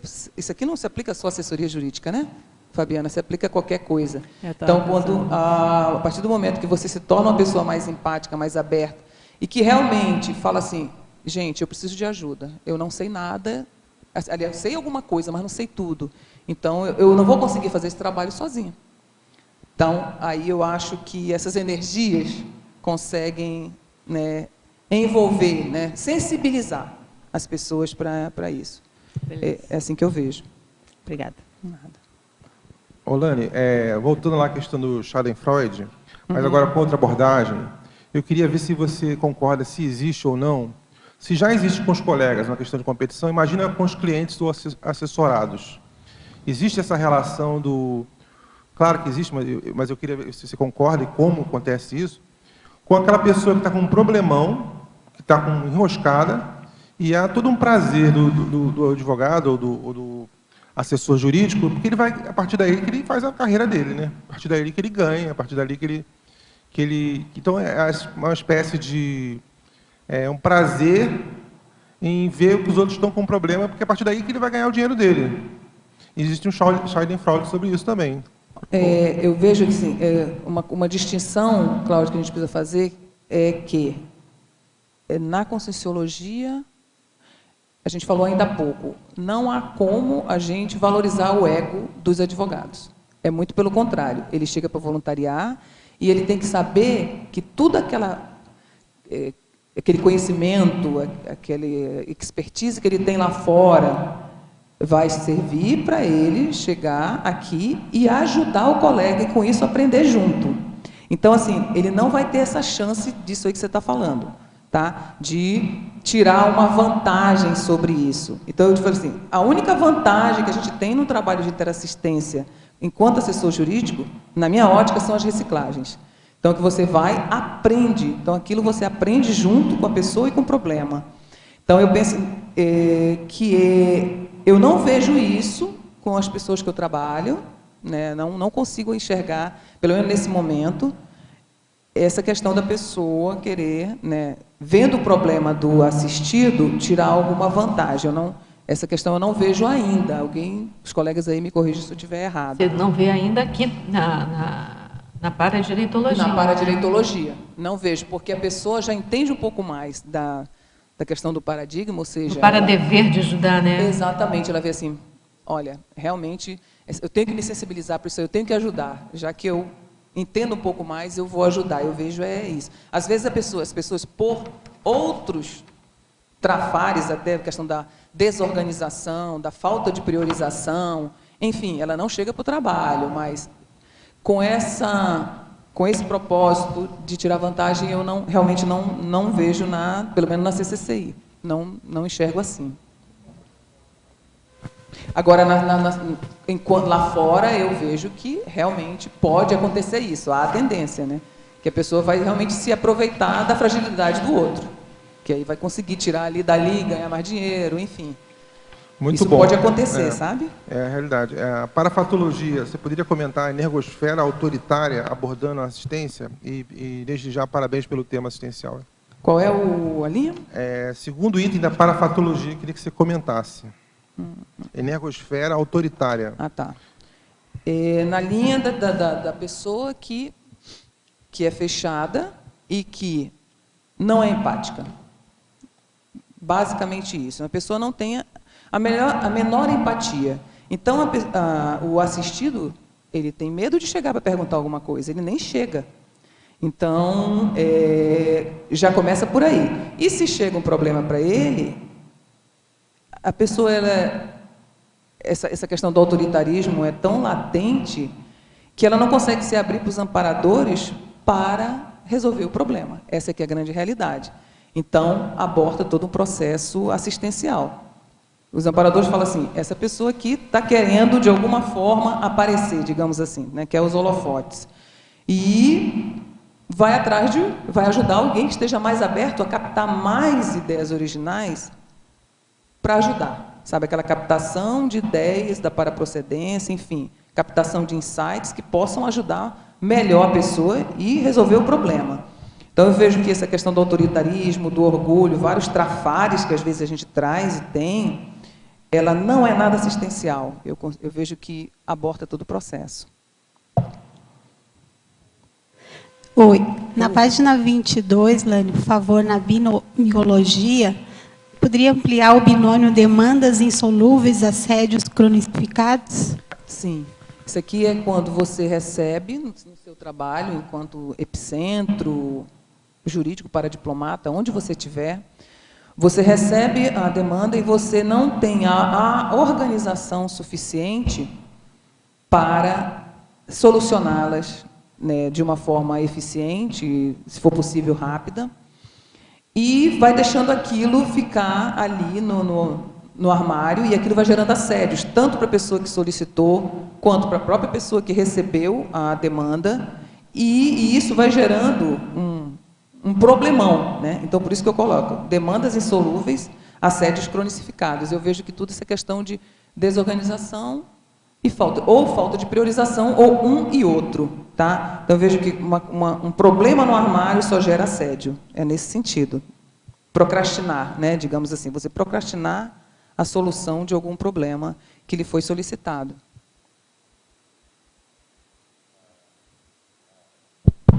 Na fatologia, sexta linha, poderia ampliar antibelicismo pró-assistencial? Cadê? Sexta linha? Ah, tá. É você reciclar a postura, essa postura bélica, que não ajuda na assistência. Então, a gente vê que você tem uma postura belicista, autoritária, fechada, isso não ajuda em nada. Então, você precisa reciclar para poder se abrir para assistir. Então, cada vez que você faz esse movimento, você vai melhorando, vai reciclando, e as coisas vão acontecendo de uma forma mais fácil, né? Mais fácil tanto para você quanto para o assistido. Então, é isso que eu quis colocar. Reciclar, tirar essa casca bélica, não serve mais para nada, para poder você ser uma pessoa mais assistencial. Ok? Ok, obrigado. De perguntar se o assessor jurídico para diplomata só tem essa função enquanto voluntário de uma IC? Olha, o foco aqui é nessa questão da IC, mas eu vejo que a pessoa pode usar para diplomacia em qualquer contexto. Então, a pessoa pode, inclusive, usar, o advogado pode ser um paradiplomata. Eu acho que é uma tentativa que os advogados da Conscienciologia fazem, né? A Vânia está aqui do meu lado, pode me ajudar.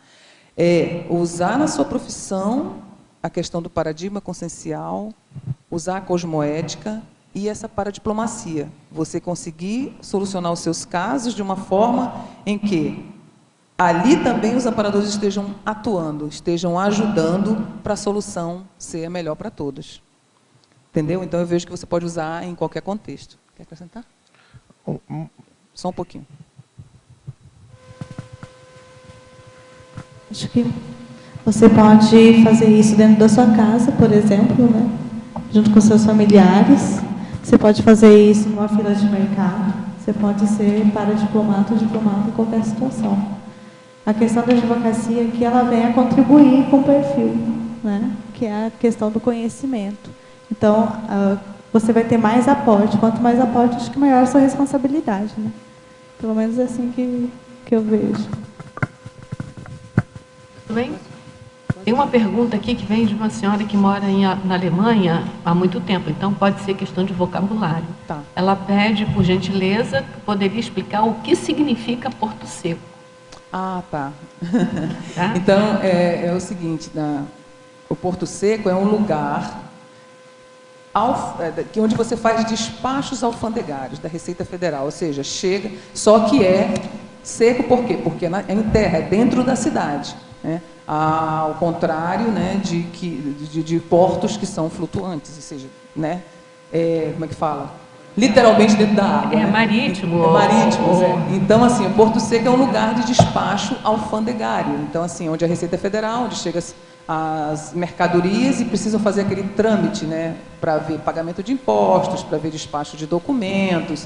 Então, tanto na importação de mercadorias, quanto na exportação de mercadorias. O Porto Seco faz essas duas esses dois tipos de trabalho. Então, Porto Seco, porque é dentro da cidade, né? Uma zona assim, dentro da cidade, uma zona alfandegada, né? Dentro da cidade, por isso.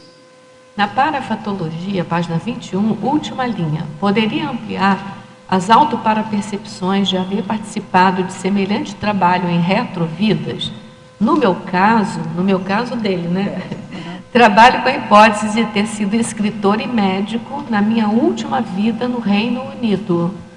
Ele colocou para ver se você consegue ajudar ele, talvez, a ampliar essas questões de autoparapercepções de haver participado de semelhante trabalho em retrovidas. Bem, eu vejo essa questão assim, por exemplo, o meu primeiro curso de graduação não foi de Direito, foi até um curso, foi Contabilidade.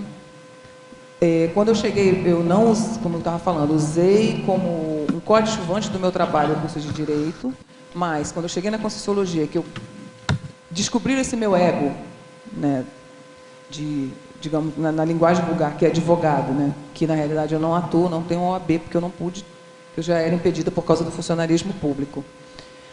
Comecei a usar esse ego do direito dentro da Conscienciologia e eu fui vendo que as coisas foram se abrindo, eu fui conseguindo fazer o trabalho, mesmo não estando na lida diária do advogado, e as fichas vão caindo, e as coisas vão andando, e o desassédio vai sendo feito. Então, assim, eu vejo como grande chance de já ter feito isso em outras vidas. Então, eu lido com isso com uma certa facilidade, com uma certa tranquilidade. Então, é por isso que eu coloquei isso aqui, as autoparapercepções de haver participado de semelhante trabalho em retrovidas. Por hipótese, eu já fiz isso.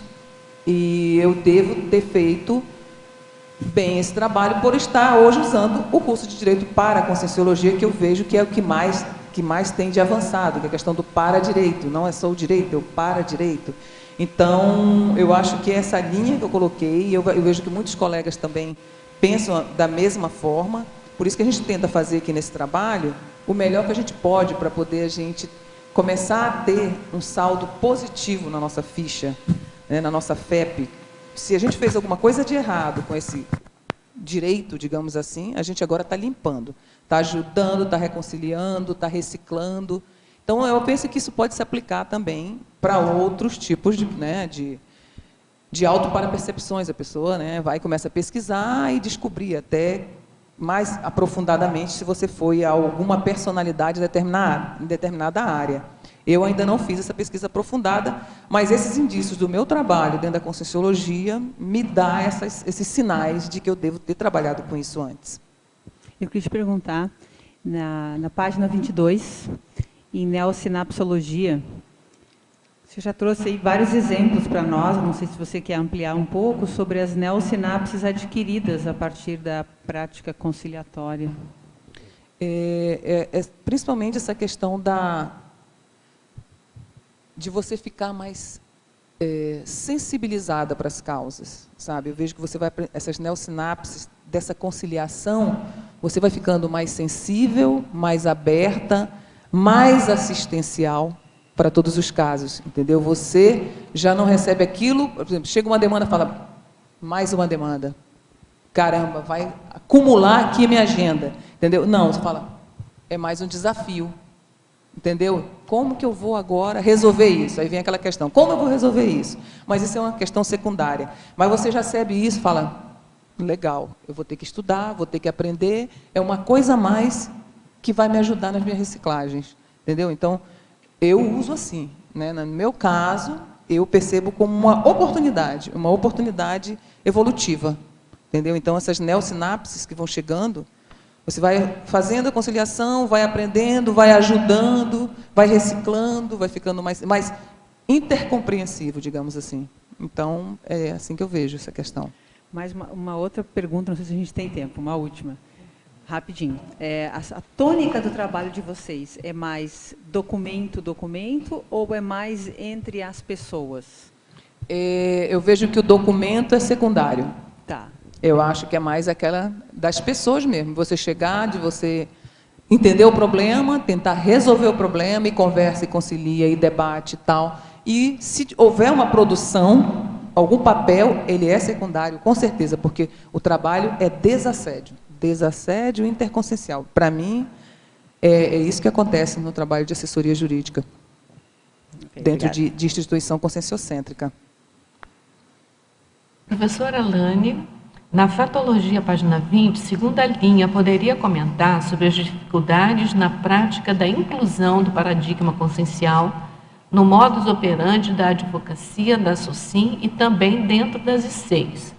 Quais, na sua opinião, são os obstáculos mais críticos? Da inclusão do paradigma? Eu vejo que os obstáculos são as reciclagens, porque muitas vezes as pessoas vêm, como eu havia falado, com seus conhecimentos, né, com seus trafores cognitivos, mas o modo de lidar com esse conhecimento dentro da conscienciologia precisa ser moldado, porque não é só aquele embate, faz isso, faz aquilo, tá, isso aqui é tanto, parará, foi. Não, é toda essa interação, você colocar as energias, o parapsiquismo, a intercompreensão, a conciliação, o debate, para poder resolver um problema. Então, é muito diferente, entendeu? Então, eu vejo que tem uma certa resistência no início, porque a pessoa não entende muito bem como é que se funciona. E, se ela não for aberta, vai ficar um pouco difícil. Aí vem a reatividade, vem a erro, né, erra na mão, pesa aqui, pesa ali, as pessoas não saem atendidas. Então, eu acho que isso é necessário, você incluir o paradigma paradigma consciencial ao modus operandi da advocacia da SOCIM, ou seja, você traz a sua carga do direito, né, traz o seu conhecimento, porque você precisa ter o conhecimento, porque aí você tem autoridade moral para falar sobre aquilo, mas você aplica, joga toda essa questão que a gente aprende na Conscienciologia do paradigma para resolver as coisas. Eu acho que aí a coisa facilita. Você acha que na justiça restaurativa vai ser mais fácil você aplicar o para-direito ou ainda depende isso? Porque tem a justiça mais clássica, né? E a justiça restaurativa, essa clássica está tendendo a fazer mais mediação, a fazer tudo. Pelo que eu participei aqui do outro verbete, nessa justiça restaurativa tem essa questão de você fazer os círculos de mediação, então tem que ouvir o outro, ouvir todo mundo. Isso já predispõe aí, no caso, não precisa ser advogado, mas se for um advogado, a olhar melhor para a necessidade do outro, né? Eu penso que sim, com certeza. Você acha que vai facilitar tudo? Facilita. Mais. Então, é todo esse olhar diferenciado, né? Na realidade, é uma mudança de paradigma. Né? Já é uma mudança de paradigma. Já é uma mudança, né, de paradigma, para você fazer esse tipo de trabalho. Eu me lembro tem que dar uma chaveada aí. Eu me lembro que dentro, uma coisa que me chamou a atenção no trabalho foi de ouvir não só a vítima, mas ouvir também o algoz, né? Então, como é que a vítima se sente naquele momento de mediação? Então, assim, eu achei que era um passo para a empatia entre todos ali. Entre todos os envolvidos, exatamente. É bem interessante. Existe até aquelas catarses, às vezes, que a própria vítima perdoa, digamos assim, o algoz, né? É bem interessante, através dessa questão da mediação aí. Rosa, queria dar uma contribuição nessa pergunta. Tem um verbete que está referenciado na remissiologia do verbete da Alane, que é a técnica da amparabilidade parajurídica. Também. Então, eu acho que o teletertuliano que fez essa pergunta, ao ver esse verbete da técnica da amparabilidade parajurídica, pode ter algumas ideias também, né, Alane? Porque sim, com certeza. É a experiência da Márcia Randa, que é justamente isso, começou a vivenciar o paradigma consciencial nas suas práticas jurídicas, dentro do escritório de advocacia, que foi, inclusive, o que gerou essa técnica, né? Então, fica a dica aí para quem quiser aprofundar a questão. Bem interessante esse verbete dela, né? Professora Alane, mesmo dentro do voluntariado, existem os que se fingem de morto. Não, pergunta. Existem os que se fingem de morto? Estes não são advertidos de sua postura errada? Não podem ser convidados a se afastarem? Bem, como a gente trabalha aqui com voluntariado, fica um pouco difícil a gente né, ter esse tipo de abordagem. Claro que a gente consegue, se houver jeito, se houver campo, se a pessoa for aberta, a gente pode dar umas dicas, né? Umas dicas, chega mais, vem aqui, parará, por quê? Você não poderia fazer isso assim? Não poderia, em tal hora, tá, sua agenda é toda lotada, você não está participando muito, mas será que não poderia disponibilizar tal hora, em tal dia? Então, a gente faz tudo para trazer, para agregar, né, para ajudar a pessoa a despertar para esse traço. Porque esse é um trafar. Então, ela sempre espera que alguém resolva as coisas e ela fica escondida. O que acontece? Quem menos aprende é ela. Quem menos recicla é ela. Algum motivo a pessoa tem, algum motivo como é que você fala? Psicossomático. Algum motivo psicossomático a pessoa tem para fazer isso, né? Então... Às vezes é falta de proatividade, pode ser inúmeros problemas que a pessoa tem. Só que não podemos também usar as mesmas armas dela. A gente não pode ser bélico e chegar e falar assim, como é que é? Vai ou racha? Não. A gente vai tentar fazer umas técnicas de aproximação para que ela desperte que aquela não é a melhor postura. Entendeu? Que uma hora ela vai ter que se posicionar. Então, assim, dá para conversar, mas se for um trafar, uma coisa muito incrustada, ela vai ter que reciclar muito em outras áreas para mudar essa postura dela intraconsciencial, né? De sempre esperar que alguém resolva o problema. Agora, o afastamento até é possível do voluntariado, só que só em casos assim muito extremos. Muito extremos, né? exatamente. O nosso propósito aqui não é afastar, ao não, contrário, é incluir. Né? É incluir. Exatamente, Se a gente afasta uma pessoa que tem uma postura errada, não vai fazer benefício nenhum para a pessoa. Não, detalhe. Todos nós temos problemas, né? Todos nós temos defeito. Então, assim, essa se finge de morta, mas tem outros que têm outro tipo de postura. Ou seja, se a gente começar a afastar todas as pessoas que não estão contribuindo muito, a gente vai ficar só. Então, uma coisa que eu foco, eu tento focar, né, é no trafor da pessoa. Tá? Então, assim, que a pessoa é X, Y, tem N problema, mas ela tem determinado trafor que vai me ajudar, que é uma beleza. Então, eu vou no trafor dela. Então, eu tento ver se eu consigo sensibilizá-la por aquele trafor. Agora, entendeu? Também a gente tem que olhar o contexto também, né? Porque tem não estou dizendo que seja o caso aqui, mas pode ter também aquela pessoa que se retrai porque o outro também é proativo demais. Então, também, exatamente. Vai fazendo, num grupo, vai resolvendo e vai atropelando, e pode ter esse caso também. Então, acho que todos nós temos que estar numa câmara, né, de reflexão para poder melhorar. Né? Então, você tem que dar todas as oportunidades. Então, você chama uma vez, 2 vezes, 3 vezes, 4 vezes, e mostra o trabalho uma vez, 2 vezes. Então, assim, é uma coisa incansável, né, para tentar fazer com que a pessoa, uma hora, fale assim, dá aquele clique e fala, eu vou contribuir. Porque o tempo das pessoas é diferente. É diferente, o time é diferente. Pergunta aqui, o desempenho cosmoético está é o último item da fatologia, está na página 21. O desempenho cosmoético da paradiplomacia ao modo de ponte para a desperticidade. Queria que você comentasse isso.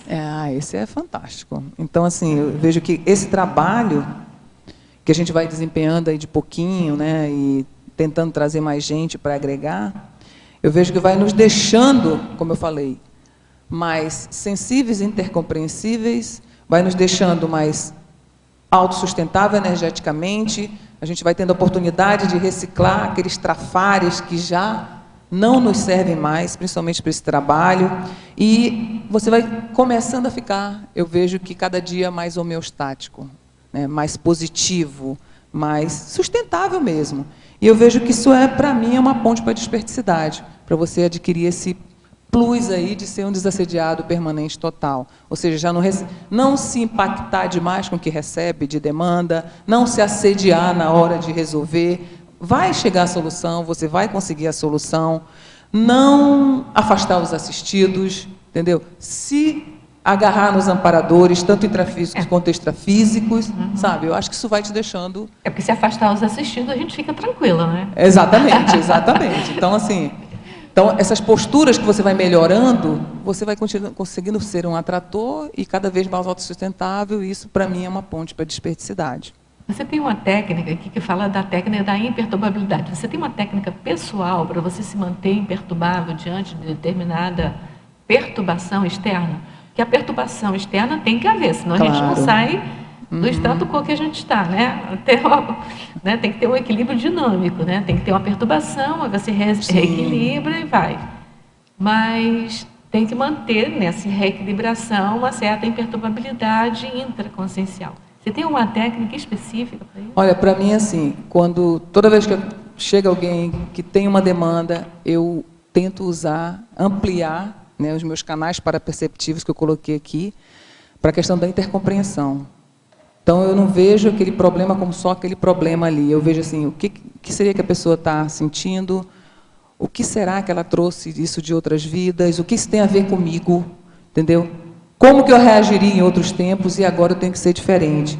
Então, eu vejo aquilo multidimensionalmente, essa que é a grande realidade. Então, eu tento usar a intercompreensão para não me ficar abalada com aquilo e ter uma solução mais paradiplomática, digamos, entendeu? Eu amplio minha questão da intercompreensão, isso tem me ajudado demais, demais. Você tem um item aqui que diz assim, o uso dos atributos parapsíquicos cosmoéticos da paradireitologia, talvez seja isso também, né? Você amplia para usar... Exatamente, então você não vê uma causa como simples direitológica, ela é paradireitológica, então existe um arcabouço multidimensional, multiexistencial, enfim, envolvido naquele problema, então, e eu nisso tudo.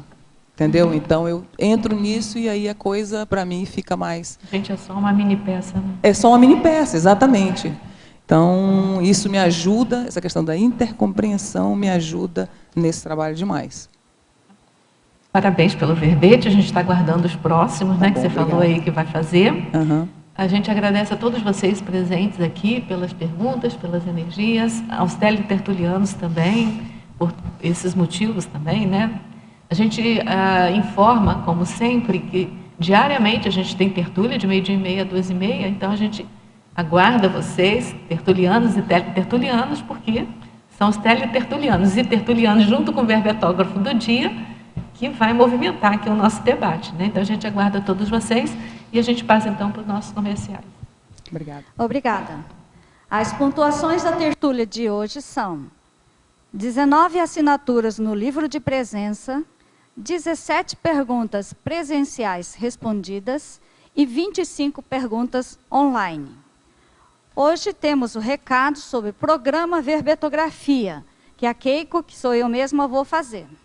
Olá, a Enciclosapiens, em parceria com o CAEC, convida os tertulianos e os teletertulianos a se inscreverem no programa Verbetografia, para otimizar e acelerar a escrita do seu verbete e participar da mega gestão grupal pela Enciclopédia da Conscienciologia.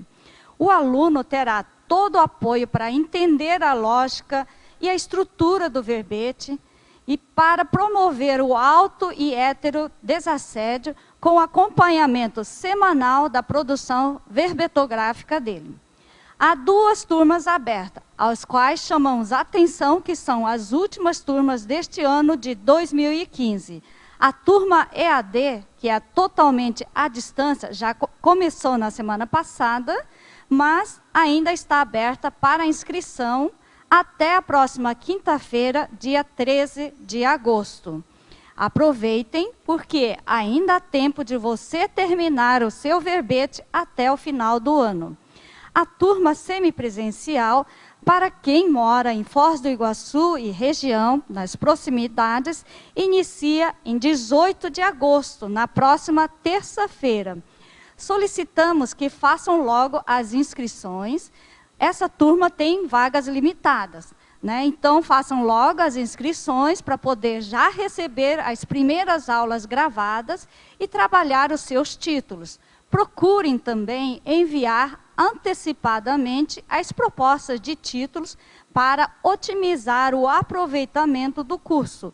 O e-mail é títulos@enciclosapiens.org. O título sem acento no plural, Enciclosapiens com Y e 2 S.